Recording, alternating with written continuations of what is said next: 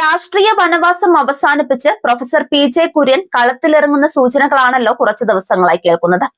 വരുന്ന തെരഞ്ഞെടുപ്പിൽ യു.ഡി.എഫ് ജയിക്കുന്ന സാഹചര്യം ഉണ്ടായാൽ രമേശ് ചെന്നിത്തല, വി.ഡി. സതീശൻ, കെ.സി. വേണുഗോപാൽ പോരാട്ടത്തിനിടയിൽ സമവായ സ്ഥാനാർത്ഥിയായി പരിഗണിക്കപ്പെടുമെന്ന നിഗമനത്തിലാണ് പ്രൊഫസർ പി.ജെ. കുര്യൻ കളത്തിലിറങ്ങുന്നത്. അതിനായി തിരുവല്ലയിലാണ് കുര്യന്റെ കണ്ണ്.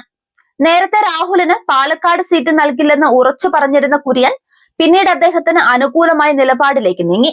ചങ്ങനാശ്ശേരിയിൽ വെച്ച് രാഹുൽ മാങ്കൂട്ടത്തിലിനെ നേരിട്ട് കണ്ടതിന് ശേഷമാണ് കുര്യന്റെ ഈ മലക്കം മറിച്ചിലുണ്ടായത്.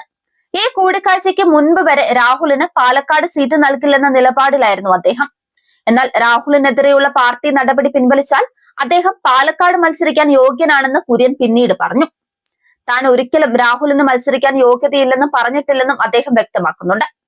ഈ പെട്ടെന്നുള്ള മാറ്റം പി.ജെ. കുര്യൻ ബ്ലാക്ക്മെയിൽ രാഷ്ട്രീയത്തിന് വഴങ്ങിയതാണോ എന്ന രീതിയിലുള്ള സംശയങ്ങളും രാഷ്ട്രീയ വൃത്തങ്ങളിൽ നിന്ന് ഉയർന്നിരുന്നു. മുതിർന്ന നേതാക്കളെ തങ്ങളുടെ പക്ഷത്തേക്ക് കൊണ്ടുവരാൻ ഷാഫി പറമ്പിൽ, രാഹുൽ മാങ്കൂട്ടത്തിൽ സഖ്യം നടത്തുന്ന നീക്കങ്ങളുടെ ഭാഗമായാണ് ഈ മാറ്റമെന്നും വിലയിരുത്തലുകളുണ്ടായി. ഇതിനിടെ രാഹുലിനെ പുറത്താക്കിയ നടപടി ഒരു രാഷ്ട്രീയ നാടകമായിരുന്നു എന്ന ചർച്ചകളും സജീവമാണ്.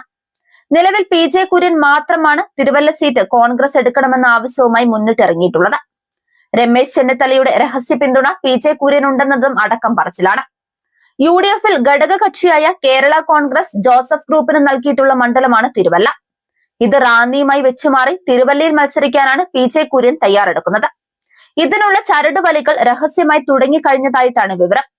തിരുവല്ലയിൽ പി.ജെ. കുര്യൻ മത്സരരംഗത്തുണ്ടായാൽ സൂര്യനെല്ലി കേസുകൾ പ്രതിപക്ഷം ആയുധമാക്കുമെന്നതും ഉറപ്പാണ്.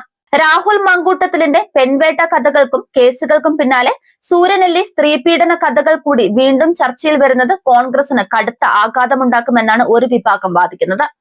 തിരുവല്ല സീറ്റ് കോൺഗ്രസ് ഏറ്റെടുക്കാൻ ശ്രമിച്ചാൽ തെരഞ്ഞെടുപ്പിൽ ഗുരുതരമായ പ്രത്യാഘാതങ്ങൾ ഉണ്ടാകുമെന്ന് ജോസഫ് വിഭാഗവും പ്രചരിപ്പിക്കുന്നുണ്ട്. കേരള കോൺഗ്രസിന് അണികൾ കാര്യമായില്ലാത്ത റാന്നി മണ്ഡലം നൽകുന്നതിലൂടെ കനത്ത പരാജയമായിരിക്കും ജോസഫ് ഗ്രൂപ്പിൽ ഉണ്ടാകുക എന്ന ഭയമാണ് ഈ നീക്കത്തിന് പിന്നിൽ.